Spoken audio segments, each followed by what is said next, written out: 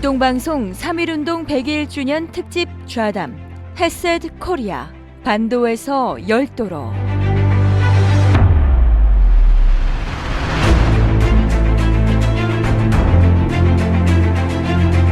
(2부) 역사의 길을 놓다.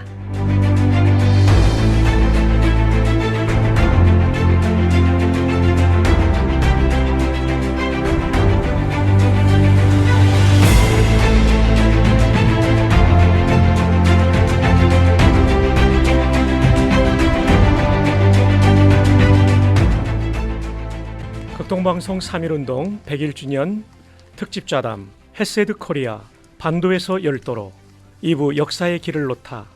일본 선교의 오늘을 진단하고 내일을 그려보는 시간입니다. 저는 진행을 맡은 부전교회 박성규 목사고요. 1부에 이어서 2부도 함께해 주실 분들을 소개하겠습니다. 일본과 중국, 아시아 선교를 위한 책 그의 기이한 빛에 들어가라의 저자이신 포항 기쁨의 교회를 담임하시는 박진석 목사님이십니다. 네, 반갑습니다. 고신대학교에서 평생 교회사를 가르치셨고 은퇴 후에는 백석대학교 신학과 석좌 교수이신 이상규 교수님이십니다. 네, 감사합니다. 교회 안에 일본 선교회를 직접 꾸려가고 계시는 호산나 교회를 담임하시는 유진소 목사님이십니다. 예, 감사합니다. 일본 현지에서 지난 20년간 일본인 교회를 담임하시고 목회하셨고 현재는 한국에서 일본인 선교를 진행하고 계시는 마영렬 목사님이십니다. 네, 반갑습니다. 현재 일본에서 극동방송, 이바라키 방송 등에서 복음을 전하시고 미토 치쿠바 이즈미 교회를 담임하고 계시는 야마시타 마사오 목사님이십니다. よろしくお願いします。 일본 고베 신학교를 졸업하시고 수영로 교회 일본어 예배부를 담당하고 계신 고우지키 이치로 목사님이십니다. 네, 반갑습니다. 2부 역사의 길을 놓다는 일본 선교 역사의 미래를 향한 징검다리를 놓는 시간입니다. 일본 형제들은 한국 교회에 어떠한 도움을 구체적으로 요청하고 있을까요? 먼저 들어보시죠.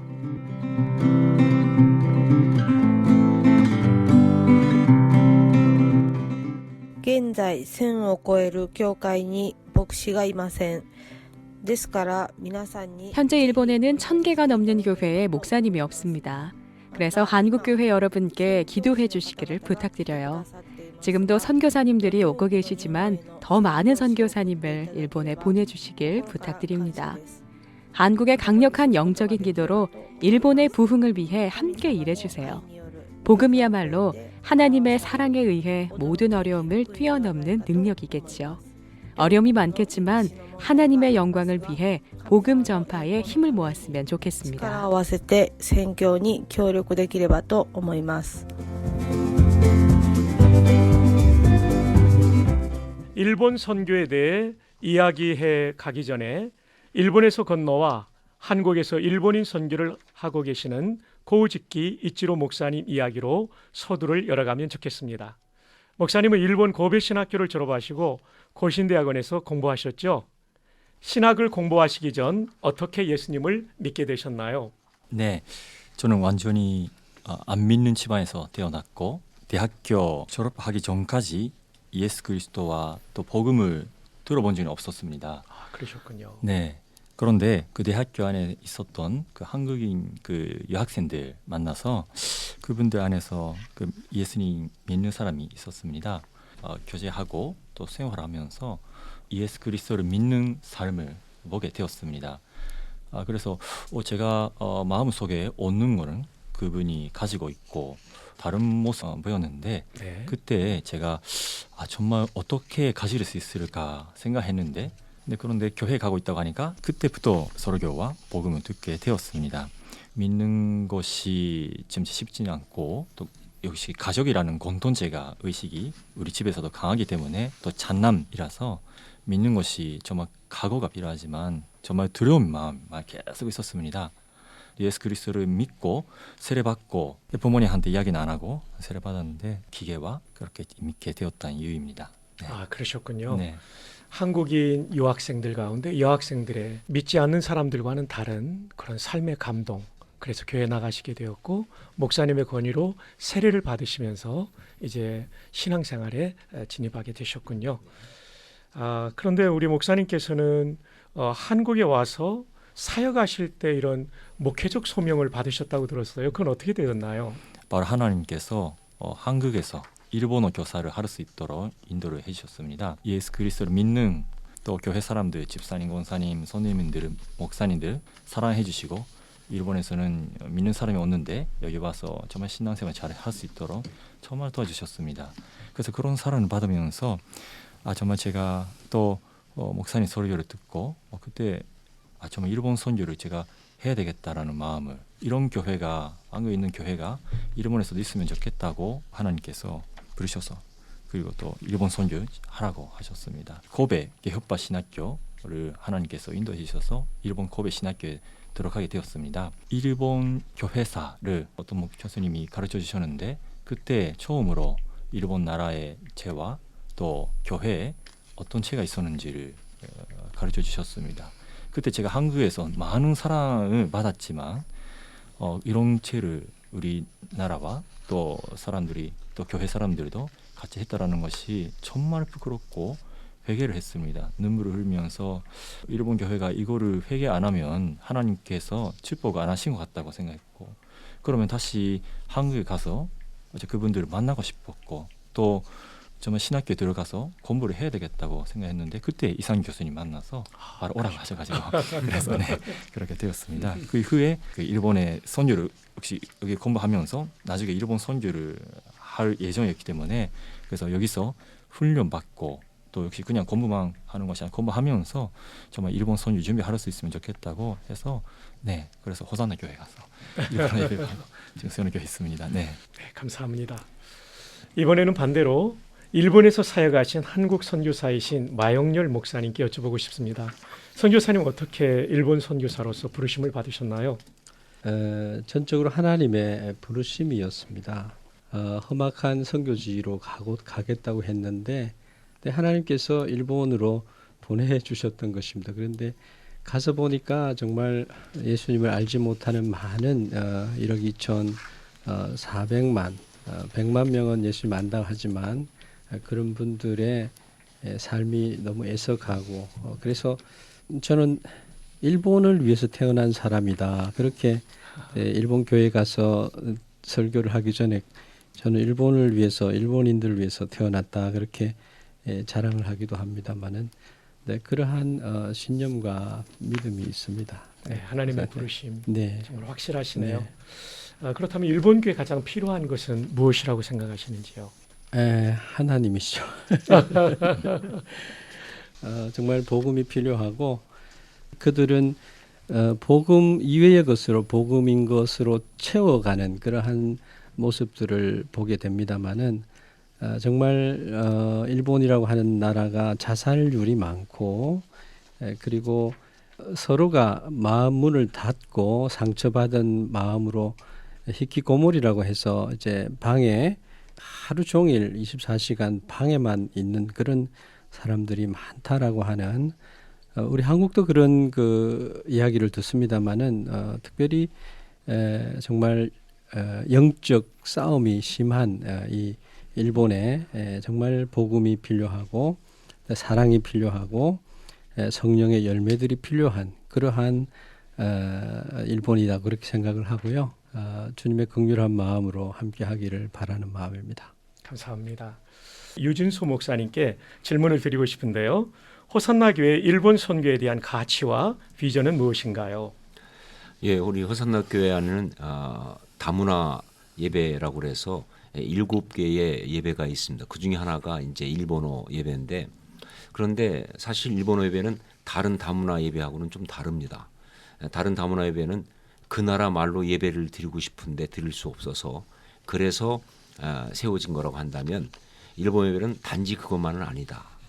최근에 저희 교회에서 일본어 예배에 대한 고민을 한 적이 있으면서 그때 내린 답이 뭐냐.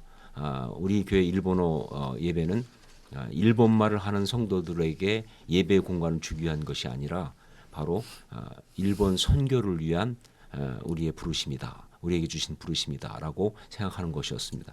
그래서 일단 성도들한테 일본이라는 나라, 그 일본 민족이라고 하는 정말 하나님의 마음이 있는 그 사람들에 대한 그 선교적 열정을 심어줄 수 있도록, 그래서 뭐 문화를 경험한다든가 일본 선교를 어떻게 하면 좋은가 하는 그 선교부 같은 느낌으로 일단 먼저 그러기 위해서는 매주 그 나라 말로 예배를 드려야 한다. 그러니까 일본 분이 왔다가 예배 드리고 싶은 사람들이 혹시 갈 데가 없을 때 호산나께서 예배가 있다는 걸 보는 순간에 굉장한 도전을 받는다. 그것이 우리가 매주 예배를 드려야 될 또 하나의 중요한 이유이기도 하다. 그런 의미에서 저희 일본어 예배, 일본어 선교를 정의하고 싶습니다. 그러니까 한 교회 안에서 일본인들이 오는 예배 그런 지원도 하지만 더 나아가서 이분들이 장차 일본을 선교하는 소중한 하나님 나라의 자원이 되도록 만드는. 예, 맞습니다. 한국 교회가 일본을 향해서 선교의 어떤 불길을 끄지 않게 하게 하는 그런 의미가 더 크다고 저는 생각합니다. 예, 선교적 사역을 하고 계시네요. 네. 대단히 감사합니다. 이제 우리 이상규 교수님, 우리가 일본 선교를 이제 하기 위해서 먼저 좀 선행돼야 될 한국교회 좀 숙제가 있을 것 같아요. 이런 숙제를 풀어야 일본 선교라는 문제도 풀어갈 수 있다. 어떻게 생각하시는지요?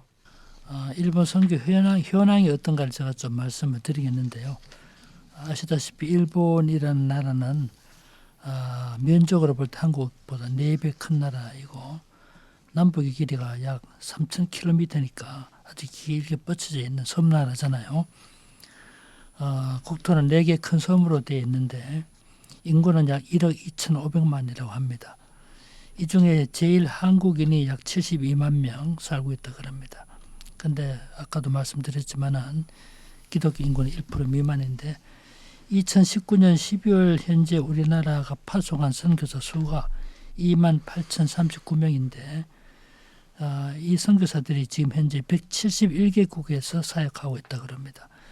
근데 그 중에서 일본에서 일하고 있는 선교사 수가 1,656명인데 전체 한국 선교사 중에 6% 정도밖에 안 됩니다. 그러니까 사실 크게 더 많은 선교사들이 일해야 될 그런 나라가 아닌가 하는 생각이 듭니다. 전체 한국 교회가 파송한 선교사 가운데 불과 6%만 일본에서 선교하고 있다는 것, 참 일본 선교에 대한 관심이 좀 약하다는 아쉬운 마음이 듭니다. 그럼에도 불구하고 한국 교회의 일본 선교에 대한 관심과 열정은 또 뜻있는 목회자들과 교회에서 계속 이어지고 있습니다. 우리 박진성 목사님께서는 헤세드 아시아 포 재팬을 통해 그 열정을 구체적으로 실행하셨습니다. 당시 어떻게 이 일이 기획되었고 어떤 내용들이 오갔는지 좀 말씀해 주시죠. 우리 믿는 자들의 열정은 식을지 몰라도 하나님의 선교 열정은 계속 타오르고 있다고 생각합니다. 상황이 더 힘들어지고 어려울수록. 그러나 이제 그것을 가슴 깊이 깨닫게 되는 계기들이 있을 것 같은데요. 아까 말씀드린 대로 저도 2년 반 전까지만 해도 뭐 일반적인 중국 선교나 다른 해외 선교 관심을 많이 가지고 있었지만 가깝고도 먼 나라 일본에 대해서는 별 관심이 없었어요. 근데 그것은 하나님의 어떤 역사와 하나님의 사로잡으심의 은혜가 분명히 우리 민족 가운데 필요하다고 보고요. 그런 마음으로 제가 일본 선교 전문가도 아닌데 실제로 살펴보니까 너무 많은 자원들이 가능성이 있는데 분열되어 있고 또 모든 선교적 방법이 통하지 않는 그런 한계에 부딪혀 있습니다. 그래서 일종의 민간 외교 차원으로 그냥 단순히 교회 대 교회의 선교적인 것들을 넘어서서 문화적인 학술적인 어떤 장들도 만들고 사실 이번에 사실 뭐 1회였기 때문에 역량의 한계가 있었지만 정치적인 부분에서도 좋은 일본인 크리스찬 지도자가 있거나 한국의 크리스찬 지도자가 있으면 성경적인 시각에서 또 한일 관계에 대한 것들 또 경제적인 지도자가 있으면 이제 그런 사실 생각도 해봤는데 그건 아직은 저희들의 역량의 한계이고 그래서 연합의 장을 통해서 단순히 교회 대 교회로만 접근해가지고는 일본이라고 하는 아주 경제적인 또 여러 모든 역량의 세계적인 강국의 수준을 우리 자체도 일본을 선교지로 이해 못하는 그런 것들이 있는 것 같아요. 그러나 실제로 접근해 보니까 영적으로는 굉장히 힘든 곳인 것 같아요. 그리고 이 처음의 열정을 계속 지속하기가 굉장히 어려워요. 실제로 지역교회 성도들과 또 지역교회 목회자로서. 그러나 끝까지 가지고 나아간다면 어떤 좋은 돌파구와 바람이 일지 않겠나 이런 생각을 해보았습니다. 그 행사의 이름에 대해서 좀 한번 여쭤보려고 해요. 헤세드, 그 하나님의 사랑이잖아요. 네네. 그리고 이제 아시아 for Japan인데 재팬을 위한 일본을 위한 하나님의 사랑인데 여기 가운데 아시아가 들어간 이유는 뭔가요? 이게 일본 분들에게 어떻게 들릴지는 몰라도 분명히 일본의 서구 제국주의의 영향에서 일본이 사실은 좀 모방하고 흉내냈죠. 세계로 진출하고자. 그러면서 아시아 전체에 한국뿐만 아니라 2차 대전 속에서 많은 어려움과 또 아시아 최고의 선진국이었지만 좋은 일들도 했겠지만은 너무 큰 상처와 인종적 아픔에 죄를 지은 건 사실입니다. 그것은 부인할 수 없는 것이고, 그래서 그런 부분에서 오히려 일본을 복음으로 돕고 참된 하나님의 영광의 빛을 그들에게 드려서 그들 일본이라고 한 나라의 세계적인 그 힘을 이제는 그러한 제국주의적인 군국주의적인 힘이 아니라 진정으로 아시아와 세계에 존경받는 진정한 정신 선진국으로 거듭났으면 하는 의미에서 일본을 선교하지만은 그들이 잘 일어나면 적어도 최소한 아시아를 책임지겠고 또 세계 선교를 책임질 만한 그러한 만반의 준비가 다 되어 있습니다. 딱 한 가지, 제대로 된 예수 그리스도의 능력의 복음이 증거되지 못했는데 그것을 우리 한국이 전해줄 수 있지 않겠나 이런 생각을 해본 것입니다. 그래서 헤세드 아시아 for Japan입니다. 예, 이해가 됩니다. 그러면 헤세드 아시아 for Japan에서 논의된 주제는 어떤 내용들이 있었나요? 이번 이 1회 행사를 통해서 제일 중요한 것은 연합인 것 같고, 두 번째는 일단 너무 무지한 것들에 기반해서 서로가 너무 몰랐고 오해도 많았고, 무엇보다도 한국 선교사님들이나 한국 교회 지도자들이나 일본의 지도자들 성도님들이 패배의식과 좌절감이 너무 커요. 일본 선교에 대해서. 이 부분에 격려하고 힘을 받고 파트너십이 될 수 있다는 가능성을 열어준 것이 제일 큰 성과가 아닌가 생각합니다. 네, 참 감사합니다. 야마시다 마사오 목사님, 한국에서 일본 선교를 위한 노력들이 있다는 사실을 어떻게 느끼십니까? 個人的にはとても嬉しいことですね。とても嬉しいです。 개인적으로 매우 기쁜 일입니다. 무엇보다 일본 교회를 기억해 주시는 한국 교회와 성도님들 한 사람 한 사람에게 정말 감사드립니다. 그리고 일본에 실제로 와서 일하고 있는 선교사님의 사역과 삶을 보고 일본 교회 성도들이 깊은 감명을 받고 있습니다. 특히 과거 역사의 책임을 느끼는 일본인들은 한국인이 일본에 와서 섬기는 모습을 보고 큰 감동을 받습니다. 그런 반면에 일본과 한국의 문화 차이에서 오는 오해가 생기는 경우도 있습니다. 그래서 대립이 일어날 수도 있어서 그런 것이 참 안타깝게 생각이 됩니다. 우리 서로가 서로의 문화를 더 알고 이해하면 소통이 가능하게 되고 또 잘 전달될 수 있다고 때때로 생각하곤 합니다. 네, 감사합니다. 한일의 아픈 역사 가운데도 불구하고 한국 선교사들의 진정 어린 선교적 헌신, 여기에 큰 감명을 받고 있다는 말씀을 해주셨습니다. 참고로 제주 극동방송 안테나를 통해 일본 지역에 250kW 민간 최대 출력이죠. 일본어로 제작된 복음 방송이 전파되고 있습니다. AM 1566kHz로 일본어 방송은 저녁 9시 3분이 되면 1시간 15분간 방송됩니다. 뿐만 아니라 중국어, 몽골어, 러시아어로도 하루에 약 2시간씩 동북아 각국 언어로 복음을 전하고 있습니다. 효과적인 일본 선교를 위해서 이러한 미디어 선교를 활용하는 방법도 매우 좋겠습니다. 야마시다 목사님께 계속해서 묻고 싶습니다. 일본 현지 교회들이 가장 어려움을 느끼는 부분이 무목교회, 목사님이 계시지 않는 교회라고 앞서 일본 형제가 언급해 주었는데요. 무목교회는 어떤 필요들이 있는 상태일까요? 今どの教派もそうだと思うんですけれども 모든 교파들이 그렇습니다만 전후 시대에 헌신한 목사님들이 은퇴하시면서 목회자가 공백이 생기면서 목사가 없는 무목교회가 됩니다. 누군가가 일요일에 거기에 가서 설교를 하거나 혹은 누군가가 거기에 모여있는 성도 개개인의 목회적인 역할을 감당해야 합니다. 일본 기독교 개혁파 교회로 말하자면 지방 도시에서 이런 경향이 뚜렷합니다. 예를 들면 시코쿠에서는 10% 정도의 교회가 무목이 됐습니다.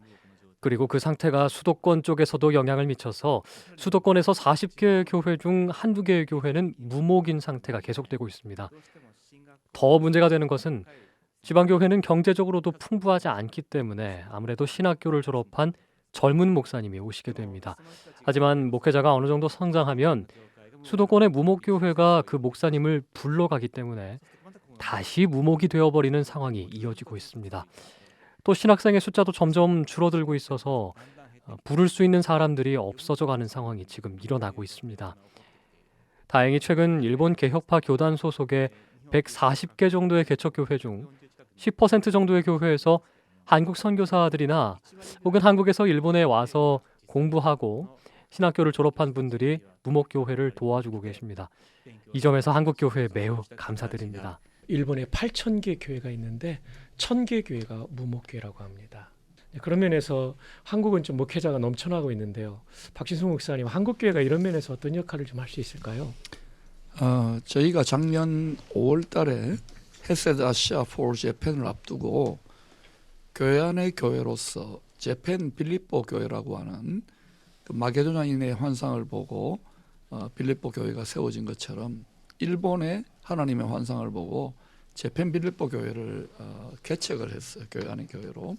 아까 그 유진수 목사님 말씀하신 것처럼 일본인들을 위한 일본어 예배가 아니라 일본말 잘 못해도 그냥 열정과 기도의 마음이 있는 분들 한 40-50여 명이 계속 일본 목사님들도 초청하고 지금 선교 일본어도 공부하면서 그분들이 사실은 작년에 주축이 되어서 헤세드 아시아 폴 재팬을 했고요. 그리고 그 열매 중에 하나로 지금 일본 무목교회는 굉장히 중요한 타겟입니다. 아까 박성규 목사님 말씀하신 것처럼 8,000개 교회 중에 아마 1,000개 교회 이상이 가능할 수도 있고 우리 한국교회가 최소한 일본 교단과 협력하면 500개 이상의 교회 또는 1,000개 이상의 교회는 우리가 진출할 수 있기 때문에 마침 일본 그리스도 교단에서 20년 넘게 사역해 오셨던 김산덕 선교사님께서 일본에서 안수를 받고 영국에서 학위를 하신 목사님 부산에서 호도스 신학은이라고 하는 일본 무목교회를 위한 그 신학교를 운영을 하고 계셔요. 그래서 근처에 있는 신학교 총장님하고 MOU를 맺어서 아예 학부 때부터 일본어 교육을 시키고 일본 교단과의 교류를 해가면서 그리고 텐트 메이크 형식으로 자비량 형식으로 하면서 적어도 한 100개, 200개 좋은 사례를 만들어 놓으면 아마도 지금 한국은 너무 많은 신학생들이 배출되는데 목사님들의 임지가 없는 이런 아이러니한 현실인데 좋은 가능성만 있고 또 일본 목회자들을 그런 이해의 기반을 만든다면 이것은 한국교회의 어떤 양질의 훈련받은 자원들이 일본을 일으켜서 함께 선교 동력화하는 중요한 하나의 핵심 포인트가 된다고 생각하고요. 그런 의미에서 앞으로 저는 이제 기도하기는 학부 1학년 때부터 일본어를 가르치고 목사 안수 받고 이제 준비해가지고 나갈 때쯤 되면은 모든 것이 한 7년, 10년 세팅이 되어서 나갈 수 있도록 그런다면 아주 좋은 하나의 모델이 만들어지지 않겠나. 그래서 신학교에 학부생들에게 진출을 해야 된다고 저는 생각합니다. 네. 일본은 물가가 많이 비싸서 후원을 많이 해야 된다고 생각하는데 사실은 그 일을 하면서 할 수 있는 기회도 있고요.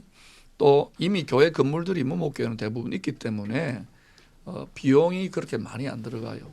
성도의 복음의 능력만 나타나면 굉장히 빨리 자립할 수 있습니다. 그래서 사실은 한국교회 지도자들과 선교 지도자들이 일본 무목교회에 집중할 필요가 저는 있다고 생각합니다. 감사합니다. 이상규 교수님, 이제 신학을 교육하는 그 현장에 계시면서 이런 무목교회에 대한 우리 신학생들을 양성하는 방안 이런 거에 대해서는 어떻게 생각하시는지요? 그래서 이제 최근에 와서 우리 신학생들도 일본에 대한 관심이 커졌다고 봅니다. 과거에 보니까 일본이 경제적인 대국이니까 사실은 영적으로는 좀 가난한 나라인데 경제적인 대국이다 보니까 선교의 대상이 될 수 없다 이런 생각을 했는데 최근에 일본의 무목교회에 대한 정보도 알려지고 하니까 좀 관심이 많이 생기는 것 같은데 우리 박 목사님 말씀처럼 좀 정책적으로 교단이 파송해서 그 일을 할 수 있도록 정책적으로 좀 고려하는 일이 필요하지 않겠나 이런 생각이 듭니다. 네, 감사합니다. 이번에는 일본 선교를 위한 방법 중에 문화 선교에 대해 살펴보고자 하는데요. 일본 분들은 문화로 접근할 때 가장 자연스럽게 받아들인다. 이런 얘기를 들었습니다. 고우즈키 이치로 목사님께서는 한국도 하시고 일본도 하시잖아요. 한국교회가 어떻게 일본에 대해서 문화적 선교를 하면 좋겠다고 생각하십니까? 또 최근에도 어떤 교회 목사님이 김치를 만들 수 있는 그런 그 교실을 열리시면 김치 좋겠다. 교실이요? 예. 예. 너무 인기가 있습니다. 나라와 나라의 관계 좀 안 좋다고 하지만 그래도 민간적으로 또 개인적으로는 한류 드라마와 또 K-팝이나 좀 문화를 정말 좋아하는 사람들이 많아지고 있기 때문에 그래서 그런 거를 하면 많은 사람이 온다고 합니다. 네. 그리고 또 이미 한국어 교실도 하고 있는 교회도 있기 때문에 단임 선교팀이나 이렇게 그 김치나 여러 가지 요리나 그렇게 드라마에서 나오는 거를 하나로 해보면 많은 사람들이 또 오고 또 교제도 일어나니까 좋다고 그렇게 합니다. 예. 최근 일본에는 미우라 아야코 문학을 통한 독서 모임 등으로 복음 전도를 이렇게 시도하는 전략도 효과를 발휘하고 있다고 들었습니다. 이상 교수님께서는 이러한 문화적 접근법, 선교 방식으로 어떻게 생각하시는지요? 제가 볼 때는 아주 효과적인 선교 방책이라고 생각을 합니다. 아시는 바처럼 선교에 두 가지 크게 직접적인 선교가 있고 또 간접적인 선교가 있는데 역사적으로 말하면 1830년대 이후부터 간접 선교 이런 방법이 시도되어 왔습니다만 최근에 와서는 사실 뭐 미술 혹은 음악 또 문학을 통해서 전도하려는 시도들이 많이 생겨나고 있는데 이걸 보통 문화선교라고 말하잖아요. 일본 같은 나라에서 저는 아주 효과적이라고 생각합니다. 제가 듣기로 미로 아야코가 쓴 그 작품, 저도 학생 때 저같이 착실한 학생이 수업 시간에 공부 안 하고 읽은 책이 바로 미로 아야코 책이었습니다. 근데 이 책을 통해 가지고 예수 믿던 사람이 5만 명이라 하더라고요. 그 정확한 통계인지 알 수 없습니다만 어쨌든 상당한 사람이 이 책에 영향을 받았기 때문에 사실 미로 아야코만 아니고 사실 영국에서는 C.S. 루이스 같은 사람 루이스 작품이 굉장히 큰 영향을 끼쳤잖아요. 이런 문학이나 예술 혹은 음악을 통해서 이렇게 전도하는 방식 아주 효과적인 방식이라고 생각하고 특히 일본 같은 나라에서 중요한 역할을 한다고 봅니다. 일본 선교에서는 아주 주요한 방법이 아닌가 이런 생각을 했습니다. 복음과 문화를 제일 잘 융합했던 목사님 중에 한 분은 고 하용조 목사님이신 것 같습니다. 또 하 목사님을 통해서 수많은 예술인들, 연예인들이 예수님을 믿고 많은 영향을 미치고 있는데요. 하 목사님과 가장 가까웠던 목사님은 제가 알기로는 유진수 목사님으로 알고 있거든요. 그래서 목사님 이렇게 하 목사님 지켜보면서 선배로서 담임 목사님이신 그분을 보면서 러브 소나타 문화적 접근이었을 텐데요. 이 사역을 하 목사님이 어떤 의도로 하셨고 또 어떤 열매들이 있었고 또 거기에 담긴 비하인드 스토리도 있다면 한번 말씀해 주시죠. 사실 일본에 가게 되신 것은 건강 때문에 치료 때문에 갈 수밖에 없었습니다. 근데 그분은 뭐 복음으로 전도 열정으로 꽉 찬 분이니까 그곳에 가서 있으면서 이제 일본에서 전도하기 시작했고 그래서 사실 목사님이 교회를 개척했습니다. 그리고 와서 한 고백 중에 하나가 뭐냐면 정말 교회를 개척하고 있으면서 이렇게 앉아 있으면 뒤에서 발자국 소리 나는 게 그렇게 가슴을 뛰게 하는 걸 그때 처음 알았다는 거예요. 한국에서 성도가 너무 많아서 그런 게 없었는데 한 사람 오는 거가 너무나 그런 마음으로 하면서 있다가 그때 이제 정말 이해할 수 없는 현상 중에 하나가 일본에 있는 분들이 한국의 드라마를 보고 열광하기 시작했는데 그중에 가장 대표적인 것이 바로 겨울연가. 그걸 보면서 하 목사님은 문화를 이용하는 그런 전략가로서 복음 전도를 하기 위해서 이 러브 소나타를 만들게 된 거죠. 그러니까 뭐 이분이 한국에서도 똑같이 했잖아요. 연예인 교회 할 때 연예인들을 보면서 저들을 전도하면 복음이 전파된다. 같은 그 안목이 있었기 때문에 그래서 러브 소나타를 사실은 그 러브 소나타 말이 왜냐하면 겨울연가 그 드라마의 영어식 제목이 이제 윈터 소나타고요. 일본에서도 그렇게 불렸고요. 그래서 이제 거기다가 러브 소나타라고 하면서 하나님의 사랑을 집어넣은 겁니다. 그래서 아주 잘 감당하고 참 많은 분들한테 영향도 줬고요. 또 그랬는데 저는 그 러브 소나타가 가장 큰 것은 일본에 있는 많은 성도들한테 한국 교회의 성도들이 일본의 이 하나님 나라가 세워지는 걸 위해서 이렇게까지 헌신한다는 걸 보여준 사랑의 수고가 아니라 싶어요. 그러네요. 그 거기에 참석했던 많은 일본인 계자들 성도들이 정말 충격도 받고 도전도 받고 또 감동도 하면서 힘을 얻는 그런 역사가 있었지 않았을까 생각합니다. 와, 러브 소나타의 출발이 겨울 연가였군요. 아 그럼요. 예. 와, 드라마를 보면서 전도를 기획하는 천재적인 예. 목사님이셨죠. 그분이 그런 분입니다. 지금 여러분께서는 극동방송 3.1운동 100일주년 특집 좌담 헤세드 코리아 반도에서 열도로와 함께하고 계십니다.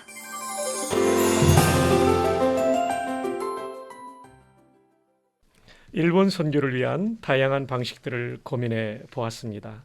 방송과 미디어를 통한 선교, 무목교의 현실을 전략적으로 돕는 방식, 그리고 문화적 접근을 통한 전도 방식 등을 좀 나눠봤습니다.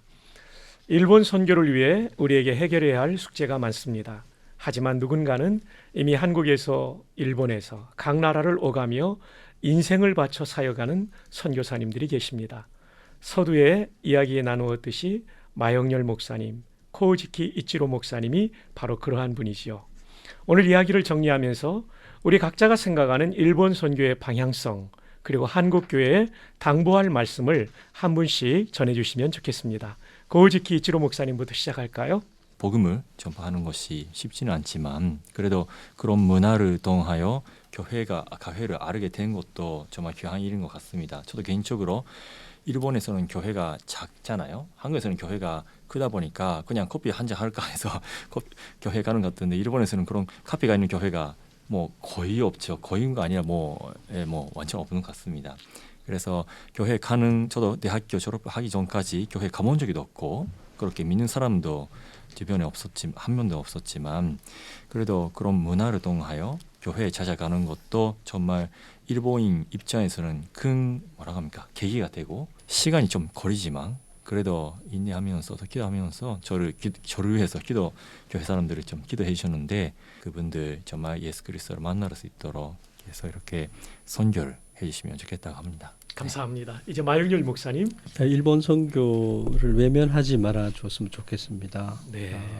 선교사가 쓰러지면 일본 선교는 그 지역에서 중단을 해야 되는데 우리 일본 목사님들께서 일본 선교는 사명자가 쓰러지지 않으면 선교는 계속되어지고 부흥할 수 있다라고 했습니다. 여러 가지 방법을 동원해서 선교를 하는데 우리 한 사람 한 사람이 그렇게 우리가 계속적으로 일본 선교를 위해서 수고할 때 하나님께서는 반드시 일본을 세계 리더의 복음 선교의 앞장을 세워주실 거라고 믿고요. 그 다음에 선교에 대한 평가를 숫자로 하지 말아 달라는 말을 선교는 비용도 아니고 숫자도 아니고 하나님의 부름에 대한 응답으로 답하는 것이고 협력하는 것이고 함께 짐을 나누어 지는 것이다라고 하고 싶어요. 그랬을 때에 일본이 정말 하나님 아버지 앞에서 한국 교회와 일본 교회가 축복받는 선교를 이룬다 그렇게 생각을 하고요. 일본을 품지 않고는 세계 선교를 했다라고 할 수 없는 그러한 우리나라가 아닌가. 예루살렘과 유대와 사마리아와 땅끝까지 이르러라고 했을 때에 사마리아라고 하는 그 곳은 바로 일본이 아닌가 하는 생각을 하는데 우리 예수님도 사마리아를 가셨고 복음은 그런 걸 뛰어넘는 곳이다 이렇게 생각을 해봅니다. 정말 그러한 선교가 되기를 그래서 일본 선교 열도가 부흥받는 부흥하는 그런 은혜가 있기를 간절히 기도하고 싶습니다. 감사합니다. 야마시타 마사오 목사님 한 말씀 해주시죠. とにかく日本は今、その宣教するっていうその人材の 네, 어쨌든 일본은 지금 선교를 위한 사역자가 부족함을 통감하고 있기 때문에 무엇보다도 선교사를 보내 실제로 사역하시는 분이 일본에 있도록 해주시기를 한국교회에 부탁하고 싶습니다. 그리고 일본에 오신 한국분들이 일본의 한국인 교회에 출석해 주시는 것도 좋겠지만 일본 교회에 출석해 주시면 좋겠습니다. 이를 통해서 문화 교류 또 성도와의 교제를 해주시면 일본 교회에 굉장한 자극을 주는 것이라고 저는 생각합니다. 세 번째로는 일본에서 한국에 직장 때문에 오신 분들이나 유학 때문에 오신 분들이 있는데요. 어쩔 수 없이 일본 사람들끼리 뭉치는 경향이 있습니다. 때문에 일본인은 해외에서 지역 교회와 공동체를 통해 개종하는 경우가 많습니다. 한국에 있는 일본인들을 위해서 그런 기회를 활용할 수 있는 프로그램도 생각해 주시면 정말 좋겠습니다. 教会としてプログラムの中で考えていただきたいなと思いますね。 네, 정말 감사합니다. 이제 우리 유진수 목사님 한 말씀 부탁드립니다. 일본 선교의 방향성에 대해서 좀 다른 각도에서 좀 말씀을 드리고 한국교회 목사로서 한국교회에게도 부탁을 드리고 싶습니다. 사실 선교의 그 여러 가지 스테이지를 보면 직접 가서 그 땅 사람에게 복음을 전하는 그것이 가장 처음 스테이지라고 한다면 일본은 꼭 그럴 필요는 없지 않는가. 왜냐하면 이미 그곳에 1%가 안 된다고 하지만 교인이 있고 교회가 있으니까 어떤 면에서 1%가 안 된다는 그 말 속에는 그만큼 소중하다 하는 뜻 아니겠습니까? 그래서 정말 중요한 방향성으로 한국교회가 일본에 있는 교회와 교인들에게 정말 힘을 불어넣어주는 당신들은 혼자가 아니다. 당신들은 혼자서 외로운 싸움을 하는 것이 아니다. 우리가 복음 안에서 형제된 입장에서 같이 있다라는 것을 해주는 것이 중요하다고 생각합니다. 그 일을 하는 것 중에 하나가 제가 볼 때는 오늘 이 자리도 그런 것 중에 하나가 될 수 있다고 생각하고요. 정말 이제 우리 한국 교인들이 보여줘야 될 중요한 건 뭐냐? 복음이 문화도 이기고 민족도 이기고 그 모든 것을 넘어서서 당신이 다른 민족이고 심지어 우리한테 상처를 주었던 어떤 감정이 있는 그런 민족이지만 당신이 그리스도인이기 때문에 우리는 형제고 우리는 한 지체라고 하는 아주 강력한 사랑의 어떤 이야기가 그것이 바로 그 일본 교인들을 더 세워주고 살려주고 하는 그런 것들이 않을까. 그것이 가장 중요한 방향이라고 저는 생각합니다. 감사합니다. 이제 우리 박진성 목사님 말씀해 주시죠. 아까 이상규 목사님 말씀하신 것처럼 일본이 신들의 나라, 적어도 800만 이상의 신들의 나라라는데 신은 사실은 다른 말로 영들의 나라입니다. 근데 지난 500여 년 캐톨릭과 개신교 선교 한 200~300년의 역사를 일본 선교 역사를 돌아보면 사실은 그 영적인 싸움, 영적인 전쟁이라고 하는 차원에서 제대로 복음의 능력이 나타나기보다는 자꾸 비껴가서 제대로 일본 선교의 부흥의 여리고성을 못 열었다는 생각이 들어요. 그런 의미에서 또 한국 교회도 사실은 너무 지식화되어 가고 있고 세속화되어 가고 있는데 일본 교회도 역시 마찬가지로 지식, 학문 세속화되어 가는 건 똑같은 위기인데 다시금 선교의 바이블인 사도행전 1장 8절에 오직 성령이 너희에게 임하시면 너희가 권능을 받고 이때 성령의 권능, 오직 성령은 진리의 성경 말씀의 원저자로서의 진리의 성령의 운동이 제대로 복원되어지면 요한복음 6장 63절에 살리는 것은 영이니 육은 무익하니라. 예수께서 하신 말씀이 영이요 생명인데 우리가 말씀을 전하는데도 성령의 능력이 나타나지 않고 또 생명의 회심의 역사가 나타나지 않는다는 것은 우리가 분명히 성령의 능력을 덧입지 못했다는 인정을 할 수밖에 없거든요. 그래서 수많은 자원과 이론과 또 투자가 있지만 다시금 사도행전 1장 8절에 오직 성령, 그것이 진리의 성령의 복음의 원저자로서의 선교의 주체로 돌아가는 이걸 덧입기 위해서 우리가 정말 기도함으로 이걸 덧입지 않으면 한일 선교 양국이 여기에 저는 열쇠가 있지 않겠나 생각을 해봅니다. 감사합니다. 이제 우리 이상규 교수님 말씀해 주시죠. 제가 여러 차례 일본을 방문하고 또 일본에서 유학 오는 그 일본 목사님들을 보면서 느끼는 것이 한 가지가 일본 목사님들 정말 가난해요. 국가적으로는 부유할지 몰라도 일본 교회도 가난하고 지도자들도 가난합니다. 생활이 안 될 정도로. 그러니까 신학교 안 가게 되는 거죠. 그러다 보니까 문목교회 승진할 수밖에 없기 때문에 한국교회가 할 수 있는 중요한 일은 일본의 지도자들을 양성하는 일이 중요하다고 봅니다. 우리나라 와서 유학했던 사람이 일본 돌아가면 새벽 기도도 해요. 한국의 좋은 장점을 본받고 또 일본 교회가 이러면 안 되겠구나. 저는 각성을 불러일으키기도 하는데 어떤 경제적으로 나라는 부유하지만 교회는 가난합니다. 목회자들 생활이 안 돼요. 그러니까 뭐 신학교 갈 마음이 안 생기는 거니까 일본의 지도자들을 양성해 줘. 아무리 한국인이 가서 그날 말 배우고 선교도 하는 것보다도 자국민이 하는 것만큼은 못합니다. 그러니까 자국의 지도자들을 양성해 주는 일에 좀 관심을 기울이면 좋겠다 이런 생각을 했습니다. 다양한 프리즘을 통한 빛이 비치는 것처럼 좋은 방향 제시들이 있었습니다. 대단히 감사합니다. 오늘 귀한 말씀을 들려주신 한일 양국의 목회자와 선교사님 그리고 교수님께 진심으로 감사드립니다. 이상규 교수님, 박진석 목사님, 유진소 목사님, 마영률 목사님, 고우지키 이치로 목사님, 야마시타 마사오 목사님 고맙습니다. 3.1운동 101주년을 맞아 복음화율 1% 미만의 일본의 선교 이야기를 나누었습니다. 1885년 4월 언도도와 아펜젤러 선교사는 조선에 복음을 전하러 오면서 한국어로 번역된 마가복음을 가지고 입항합니다. 세계 선교 역사에서 자국어로 번역된 성경을 가지고 선교사가 입항한 사례는 매우 이례적입니다. 이런 유례가 없는 일이 있을 수 있었던 이면에는 일본으로 건너간 이수정 성도에게 복음을 전해준 일본인 쯔다선이 있었습니다. 이수정은 미국 선교부를 향해 편지를 작성했는데요.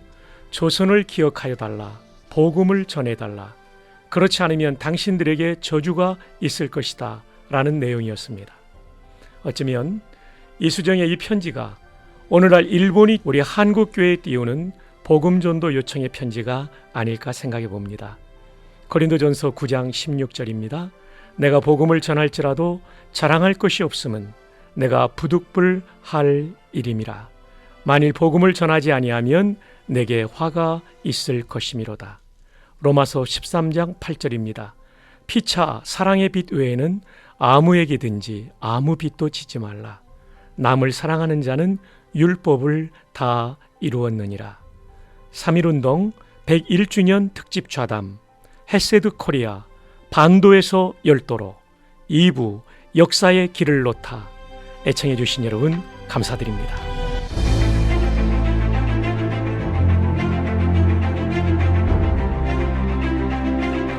극동방송 3.1운동 101주년 특집 좌담 헤세드 코리아 반도에서 열도로 2부 역사의 길을 놓다.